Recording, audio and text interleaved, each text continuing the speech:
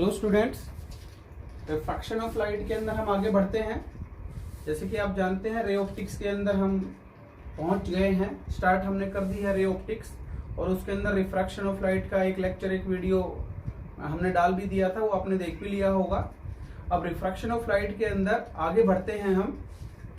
Refraction of light through rectangular glass slab.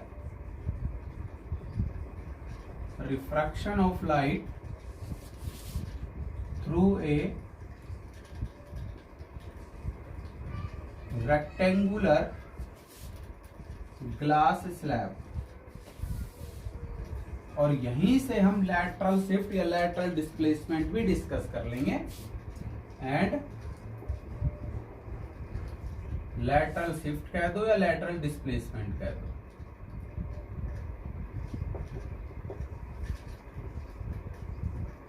या lateral shift.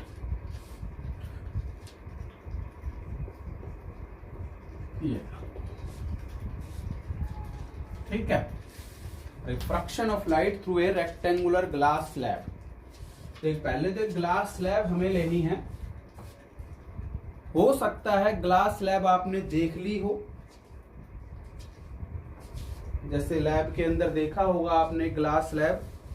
Glass slab एक तरह से ये समझ लो फोन, जैसे आपका मोबाइल फोन है, इसी तरह इसकी डबल थिकनेस होती है और इतना साइज इसका होता है लगभग इस तरह से।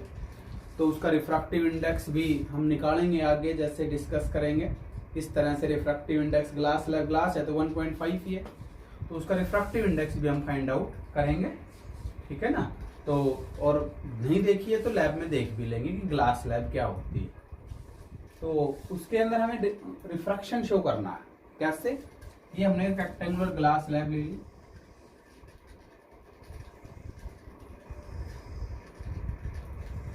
ये मान क्या है? रेक्टेंगुलर ग्लास स्लैब, PQRS, ठीक है। थिकनेस मान लो इसकी T थिकनेस है।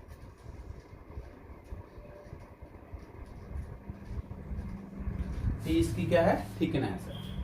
यहां पे ये इंसिडेंट रे ली,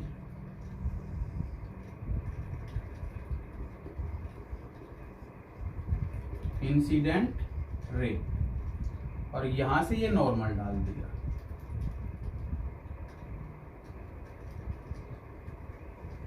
ठीक है, ये क्या डाल दिया हमने? नॉर्मल। अब यहां से समझो ये नॉर्मल है N1, ये एयर है तो रेयर मीडियम है 1, ये ग्लास स्लैब है, ये डॉटेड तो मैंने इसको डेंसर मीडियम के लिए शो करने के लिए बना दिए हैं, हालांकि जरूरत भी नहीं पड़ेगी। ग्लास स्लैब है, ये ग्लास स्लैब है, डेंसर है, मीडियम 2 मान लिया। मीडियम क्या मान लिया? 2 मान, ठीक है। ये angle of incidence, angle of incidence क्या हो गई? आई। अब यहां से बताओ, रेयरर से डेंसर में जा रही है। कहां जा रही है? रेयरर से डेंसर में। किधर बेंड होगी? बोलो, किधर बेंड होगी? टुवर्ड्स द नॉर्मल बेंड हो गई।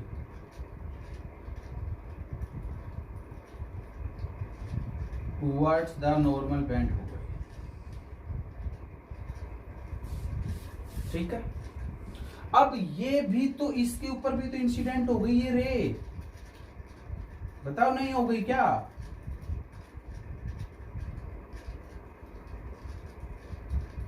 हो गई ना। ये रोज मान लेता हूं मैं, ये पॉइंट A है, ये पॉइंट O है, ये पॉइंट कुछ भी मान लिया, सपोज OAB मान लिया ना। तो क्या समझो, AO तो इंसिडेंट रे हो गई PQ फेस के लिए, और PQ फेस के लिए जो OB है वो रिफ्रैक्टेड रे हो गई। बट OB इंसिडेंट नहीं हो गई क्या SR के लिए? समझ गए ये बात? नहीं समझे? ठीक है ना। इस एंगल को मान लेता हूं एंगल ऑफ रिफ्रैक्शन कितना है? R। तो आप समझ गए होंगे ये एंगल भी क्या है? R ही है। ये एंगल भी क्या है? R ही है। अब बताओ, अब ये रेयर है तो यहां भी तो एयर ही है, ये भी एयर है, तो ये कौन सा हो गया, रेयर है, और मीडियम कौन सा है, 1। अब किधर जाएगी, ये जो ओबी है वो इंसिडेंट रे है एसआर फेस के लिए, किधर जाएगी, अवे फ्रॉम द नॉर्मल, क्योंकि डेंसर से कहां जा रही है, रेयर।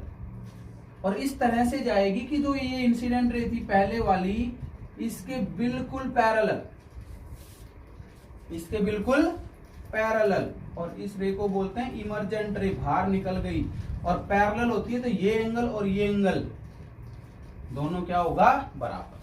मींस जो एंगल ऑफ इमरजेंस है ई वो आई के बराबर ही होगा।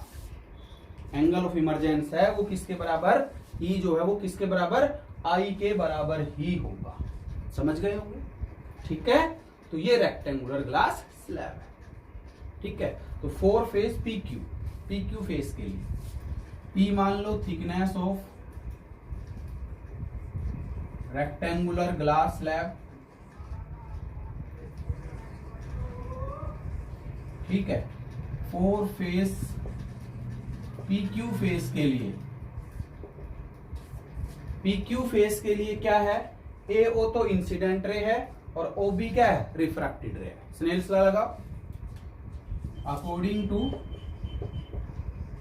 स्नेल्स लॉ क्या लगाओगे, बोल लो, refractive index of medium second with respect to first, of second with respect to first, क्योंकि ये जो AO है वो इंसिडेंट रे है, रिफ्रैक्ट होकर के किधर चली गई, इस मीडियम के अंदर चली गई, तो OB क्या हो गई, रिफ्रैक्टेड रे हो गई। तो refractive index of second with respect to first, ठीक है। तो आप μ21 क्या लिखोगे, μ21 क्या लिखोगे, स्नेल्स लॉ लगा दो, क्या बताया था। ये इस चीज का ध्यान रखना, यहाँ पे क्या आएगा, यहाँ पे क्या आएगा, क्योंकि यहाँ पे यदि गड़बड़ कर दी ना तो सारा गड़बड़ हो जाएगा।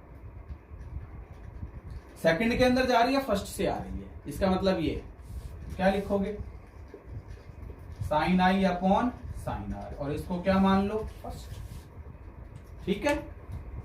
PQ फेस के, RS फेस के लिए या SR के लिए, फॉर फेस SR के लिए क्या है, देखो ये इंसिडेंट रे हो गई OB, और ये जो B मान लेते, कुछ भी मान लो, पॉइंट B डैश मान लो, B डैश क्या हो गई, इमरजेंट रे हो, ठीक है। तो यहाँ पे एंगल ऑफ इंसिडेंस कौन हुआ, बताओ, ये इंसिडेंट रे है तो ये एंगल ऑफ इंसिडेंस R हुआ, एंगल ऑफ रिफ्रैक्शन I हुआ, ठीक है। रिफ्रैक्टिंग इंडेक्स किसका लिखोगे, 1 का, किसके रेस्पेक्ट में, 2 के रेस्पेक्ट में। तो यहाँ पे क्या आ जाएगा, μ12 बराबर क्या आ जाएगा, sign angle of incidence R है, एंगल ऑफ रिफ्रैक्शन I, इसको सेट, और फर्स्ट और सेकंड को मल्टीप्लाई कर लो, फर्स्ट और सेकंड को मल्टीप्लाई कर लो, मल्टीप्लाई फर्स्ट इंटू सेकंड, तो क्या आएगा, μ21 इंटू μ12, और बराबर देखो ये कट जाएगा और क्या रह जाएगा, 1 ही रह जाएगा, और ये हमने पहले भी किया था, प्रिंसिपल ऑफ रिवर्सिबिलिटी में भी हमने ये डिस्कस किया था, इसके अंदर प्रिंसिपल ऑफ रिवर्सिबिलिटी में, यहां से भी लिख लो इसको। अब लैटरल शिफ्ट या लैटरल डिस्प्लेसमेंट डिस्कस करते हैं, इतना आप इसको नोट कर लेंगे, आसान सी बात है, बट ये ध्यान रखना है कि रिफ्रैक्शन कहां से कहां हो रहा है, ठीक है, कौन से मीडियम से कौन से मीडियम के अंदर रिफ्रैक्शन हो रहा है, नहीं तो दिक्कत हो जाएगी, ठीक है। तो इतना आप लिख लो। अब लैटरल डिस्प्लेसमेंट की बात करते हैं। देखो मैंने ये बताया कि इंसिडेंट रे यदि बैंड नहीं होती तो सीधी जाती है, ऐसे जा रही है, अभी बैंड होकर के इस तरह से बैंड होगी, इसका पाथ ये हो गया, तो दोनों पैरेलल हो गई। पैरेलल, इन पैरेलल के बीच में जो ये परपेंडिकुलर डिस्टेंस है, यहां से परपेंडिकुलर डाल दो बी, मान लो पॉइंट नाम दे दिया BM, तो जो ये परपेंडिकुलर डिस्टेंस है दोनों के बीच में, किसके बीच में, प्रोड्यूस्ड इंसिडेंट रे, बढ़ी हुई इंसिडेंट रे के बीच में और इमर्जेंट रे के बीच में, उसे हम क्या कहते हैं, लैटरल डिस्प्लेसमेंट कहते हैं। क्या कहते हैं, लैटरल डिस्प्लेसमेंट। और ये जो रे है वो पहले सीधी जाने चाहिए थी, बट रिफ्रैक्शन के कारण ये भटक गई, विचलित हो गई अपने रास्ते से, तो इस एंगल को ही कहते हैं विचलित angle, angle of deviation, delta से लिखा जाता है। ऐसे लिखोगे डेल्टा एस बनाओ और यहां से ऐसे मिला आधा 8 है इस तरह से जैसे, ठीक है। ये डेल्टा, ये इसको भी डेल्टा ही बोलते हैं और इसे बोलते हैं एंगल ऑफ विचलन, एंगल ऑफ डेविएशन। कितना विचलित हो गई अपने रास्ते से, वो कितनी भटक गई, कितनी डेविएट, ठीक है। तो यहां से अब लैटरल डिस्प्लेसमेंट में, यहां से लैटरल डिस्प्लेसमेंट समझ गए होंगे, बीएम लैटरल डिस्प्लेसमेंट या लैटरल शिफ्ट है। तो लैटरल डिस्प्लेसमेंट की बात करते हैं अब यहां से हम।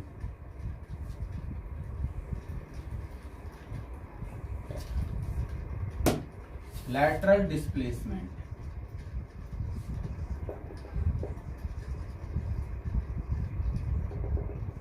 ठीक है, लिख देना the perpendicular distance in between produced incident ray and final emergent ray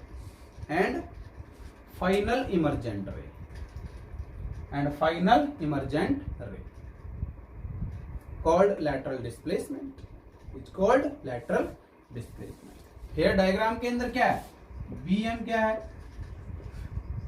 lateral displacement या लैटरल शिफ्ट। अब निकालो डेल्टा क्या हो गया, एंगल ऑफ डेविएशन, इसको भी ध्यान से समझना है। डेल्टा क्या हो गया मेरा यहाँ पे, एंगल ऑफ डेविएशन। अब मैं बीएम की वैल्यू यहां से फाइंड आउट करूंगा। थिकनेस के टर्म में आंसर आना चाहिए क्योंकि थिकनेस है। तो इस लाइन को भी थोड़ा सा आगे बढ़ा लो, पॉइंट को नाम दे दो एफ, ठीक है, नाम दे दिया। यहां से अब देखना केवल सारा का सारा क्या एक मतलब मैथमेटिक्स का काम है, ट्रायंगल्स का काम है, ठीक है, वो काम है, बाकी कुछ भी है ही नहीं। यहां से ट्रायंगल ले रहा हूं मैं O B M from right angle triangle O B M, समझना BM चाहिए मुझे, BM डिवाइडेड बाई OB। देखो BM डिवाइडेड बाई OB, तो ये तो हो गया परपेंडिकुलर, नजर आ रहा होगा, ये हो गया बेस, ठीक है, और जो OB हो गया वो हाइपोटेन्यूस। तो परपेंडिकुलर अपॉन हाइपोटेन्यूस एंगल है डेल्टा, क्या जाएगा, परपेंडिकुलर अपॉन हाइपोटेन्यूस, साइन हो गया, साइन डेल्टा। BM बराबर OB को उधर लेके चले जाओ, OB साइन डेल्टा, और इसको इक्वेशन मान लो, जैसे फर्स्ट और सेकंड वहां पे मान लेती थी, थर्ड मान,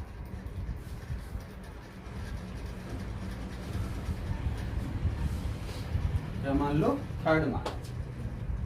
अब OB की वैल्यू चाहिए, अब किसकी वैल्यू निकालनी है, OB की वैल्यू निकालनी है T की टर्म में। OB की वैल्यू फाइंड आउट करेंगे T की टर्म में। एक ट्रायंगल और ले लो, फ्रॉम ट्रायंगल OLB, ये भी तो राइट एंगल ट्रायंगल है क्योंकि परपेंडिकुलर ही है। From right angle triangle OLB से ले OL डिवाइडेड बाई OB, समझना, OL डिवाइडेड बाई OB। तो ये परपेंडिकुलर है तो ये तो बेस हो गया और ये हाइपोटेन्यूस हो गया, तो बेस अपॉन हाइपोटेन्यूस कोस होता है, बट यहाँ पे एंगल कौन सा है, R, तो क्या लिखोगे, कोस R। OL की वैल्यू दे रखी है, देखो OL किसके बराबर है, PS, भाई वो कितने परपेंडिकुलर हो, सारे बराबर होते हैं, तो OL की वैल्यू होगी PS और PS है T divided by OB cos R, और OB की वैल्यू हो गई T divided by cos R। नहीं आ गई क्या, OB उधर चला जाएगा, कोस R इसके नीचे चला जाएगा। इस इक्वेशन को उठा करके थर्ड में पुट कर दो, इस इक्वेशन को उठा करके थर्ड में पुट कर दो, क्या आ जाएगा आपके पास,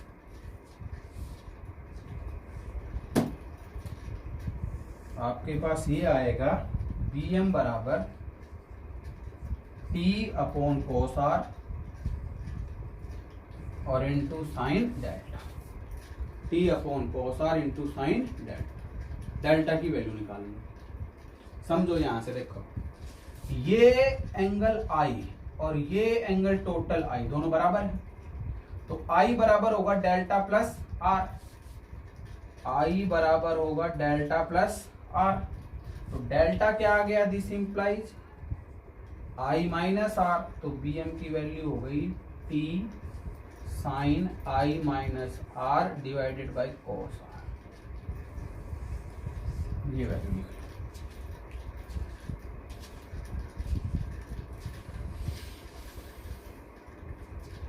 ठीक है ना।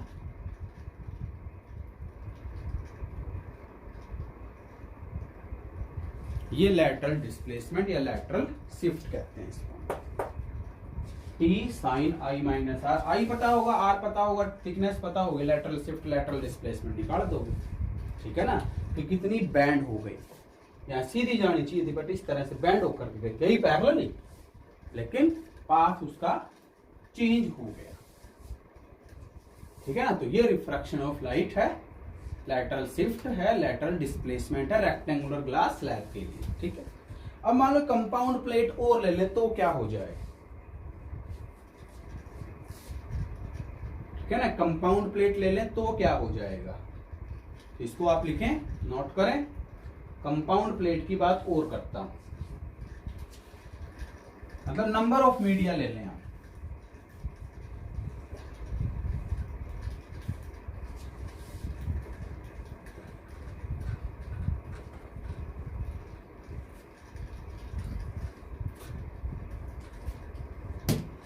ठीक है, क्या ले लें, नंबर ऑफ मीडियाज हम यदि ले लें तो रिफ्रैक्शन ऑफ लाइट आप कैसे डिस्कस वहां पे करेंगे।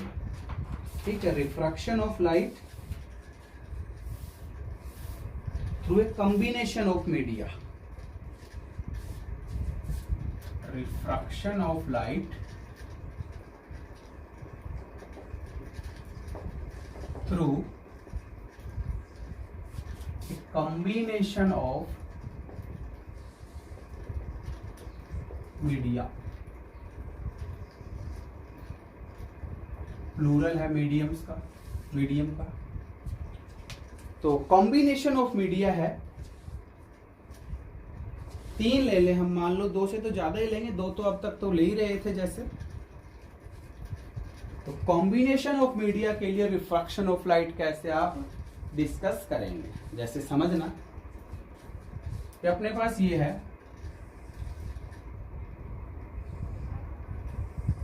एक प्लेट ये ले ली मान लो, इसके अंदर भर दिया पानी,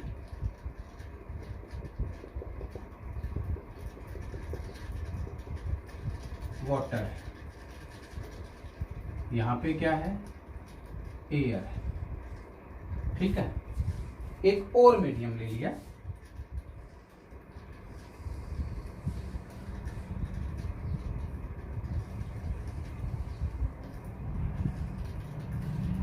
ये दूसरा ले लिया, ये ग्लास ले लिया एक तरह से।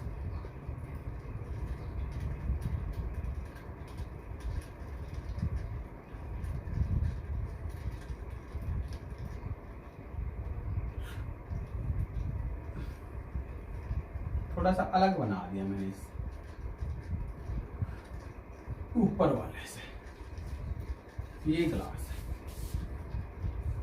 यहाँ पे एयर है, ये मीडियम 1, ये मीडियम 2 और ये मीडियम 3। तो कितने मीडियम हो गए यहाँ अपने पास, 3 हो गए। ठीक है, क्या हो गए, 3 हो गए, इसलिए कॉम्बिनेशन ऑफ मीडिया इसको हम बोल देते हैं। हो गया, समझ आया आपको। पॉइंट्स का नाम दे दो तो नाम दे दो, P Q R S T U, आगे और होते तो V W X Y Z करते जाते, कोई दिक्कत वाली बात है नहीं। ठीक है ना। तो ये डायग्राम हमारे पास है, इसको कंप्लीट करना है इसके ऊपर रे को इंसिडेंट करवाने के बाद। ठीक है, सोचो आप, देखना, एयर और वाटर 2 ले रहा हूं फिलहाल, एयर और वाटर। तो एयर और वाटर के बीच में ये कौन सा हुआ, डेंसर हुआ, और ये कौन सा हुआ, रेयर हुआ, यही बात है। ठीक है। अच्छा समझिए अब आप, ये इंसिडेंट रे हो गई, क्या है ये, इंसिडेंट रे, सीधी बना देते हैं, थोड़ी टेढ़ी बना,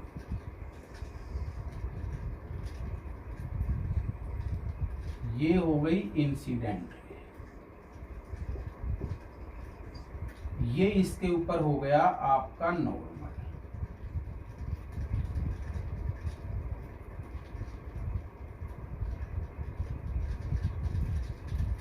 N1 मान लेता हूं, पहले वाला नॉर्मल। ये एंगल ऑफ इंसिडेंस हो गया, मान लेता हूं I1। क्या मान लिया? I1 हो गई। तो 4 फेस PQ, PQ फेस के लिए समझ लो, ठीक है। अब ये क्या होगी? बैंड होगी, बैंड होगी, डेफिनेटली होगी टुवर्ड्स द नॉर्मल। क्या होगी? Towards the normal. और ये एंगल कितना हो गया? R। तो PQ फेस के लिए पॉइंट्स का नाम दे देना। AO इंसिडेंट रे है, OB आपकी रिफ्रैक्टेड रे है। हो गई? लगाओ स्नेल्स लॉ। अकॉर्डिंग टू, आसान सी बातें हैं, स्नेल्स लॉ क्या आएगा? Refractive index of second with respect to first, क्योंकि फर्स्ट से कहां जा रही है? सेकंड में जा रही है। सेकंड का with respect to first angle कौन सा है? I1, इसको R1 मान लो। क्या मान लो? R1। तो क्या आएगा? Sign I1 divided by sine R1, और इसको इक्वेशन 1, इसको इक्वेशन 1। ठीक है, समझ गए? आ गई होगी बात। अब फेस 4 फेस, कौन सी फेस? SR के लिए। अब यहां पे SR के लिए ये OB तो इंसिडेंट है, OB तो क्या है? इंसिडेंट। अब रिफ्रैक्टेड रे चाहिए ना हमें तो क्या चाहिए? रिफ्रैक्टेड रे चाहिए।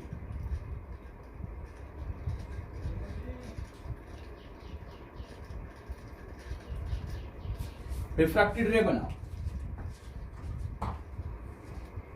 अच्छा, हाँ, अब यहां से रिफ्रैक्टेड रे आप बनाओ। तो रिफ्रैक्टेड रे आप बनाएंगे तो ये बैंड होगी किधर? भाई ये ग्लास है, ये इससे भी ज्यादा क्या हो गया? डेंसर हो गया, तो मोर डेंसर। क्या हो गया? मोर डेंसर। ये डेंसर और इससे भी ज्यादा डेंसर। तो इन दोनों के कंपैरिजन में तो रेयर कौन हुआ? वाटर रेयर हो गया। और ये ग्लास क्या हो गया? डेंसर हो गया दोनों के कंपैरिजन में। भाई एयर और इसको कंपेयर किया तो ये डेंसर, ये रेयर, ठीक है। और इन दोनों को कंपेयर करोगे, इन दोनों को कंपेयर करोगे तो ये डेंसर और ये तरह से रेयर हो गया। ले लो इसको, कोई नहीं, ले लो आराम से, इसको छोड़ दो। तो यहां पे ये मोर डेंसर है, तो ये डेंसर, और इन दोनों के कंपैरिजन में ये रेयर हुआ। तो यहां से क्या लिखोगे? अब बैंड होगी किधर? रेयर से तरह से डेंसर ही जाएगी, तो जाएगी तो ये अगेन टुवर्ड्स द नॉर्मल। तो यहां पे ये एंगल R1 है, तो ये भी R1 ही होगा। थोड़ा बड़ा बना लेना, मैं इधर लिख देता हूं। और ये एंगल दूसरा हो गया कौन सा? R2 मान लिया, तो ये R2 होगा, तो ये भी क्या होगा? R2। तो फेस SR के लिए क्या लिखोगे? रिफ्रैक्टिव इंडेक्स ऑफ किसका? थर्ड का, क्योंकि थर्ड के अंदर आई कहां से? सेकंड से। विद रिस्पेक्ट टू सेकंड किसके बराबर? साइन एंगल ऑफ इंसिडेंस यहां पे कौन सा हुआ? ये वाला हुआ, R1, अपॉन रिफ्रैक्शन एंगल कौन सा हुआ? R2, तो साइन R2। इसको मान लो क्या? ठीक है। लास्ट फेस बच गई, कौन सी? स्नेल्स लॉ है सारा का सारा। अकॉर्डिंग टू, मैंने एक बार लिख दिया था, बट दोबारा लिखना चाहो दोबारा लिख दो। अकॉर्डिंग टू स्नेल्स लॉ से लिखते जा रहे। लास्ट फेस बच गई आपकी कौन सी? TU। अब यहां पे देखो, यहां पे कुछ भी नहीं है, कुछ भी नहीं है, तो एयर तो है ही। एयर कौन सा है? 1 है। अगेन कौन सा? Rare medium. अब यहां से थर्ड से किस में जाएगी? फर्स्ट में। थर्ड से फर्स्ट में जाएगी तो किधर बैंड होगी? अब देखो, डेंसर से कहां जाएगी? रेयर, तो अवे फ्रॉम द नॉर्थ। और इस तरह से बैंड होगी कि इसके बिल्कुल कहां जाएगी? पैरेलल। पैरेलल जाएगी, तो ये जो एंगल ऑफ इमरजेंस है वो किसके बराबर होगा? I1 के बराबर। तो यहां से आप क्या लिखोगे? 4 फेस TU फेस के लिए स्नेल्स लॉ लगा लो। कहां से कहां तक? 3 से 1 में जाएगी, तो refractive index of 1 with respect to 3 इसके बराबर साइन एंगल कौन सा है यहाँ पे R2, angle of incidence R2 हो गया, ये इंसिडेंट रे है तो इसके लिए सी पॉइंट मानते हो तो, और ये हो गया एंगल ऑफ रिफ्रैक्शन तो साइन I1। तीनों को मल्टीप्लाई कर लो,